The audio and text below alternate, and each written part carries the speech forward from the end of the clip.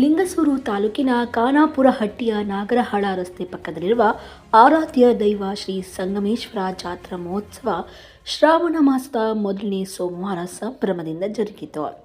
ಬೆಳ್ಳಂಬೆಳಗ್ಗೆ ಶ್ರೀ ಸಂಗಮೇಶ್ವರ ಮೂರ್ತಿಗೆ ಶ್ರೀ ಗುರುಲಿಂಗಯ್ಯ ಸ್ವಾಮಿ ನೇತೃತ್ವದಲ್ಲಿ ಅಭಿಷೇಕ ಬಿಲ್ವಾರ್ಚನೆ ನಡೆಯಿತು. ಖಾನಾಪುರಹಟ್ಟಿ ಗ್ರಾಮ ಶ್ರೀ ಮಾರುತೇಶ್ವರ ದೇವಸ್ಥಾನದಿಂದ ವಾದ್ಯ ಮೇಳದೊಂದಿಗೆ ಕಳಶ ಮೆರವಣಿಗೆ ಕೂಡ ಮಾಡಲಾಯಿತು.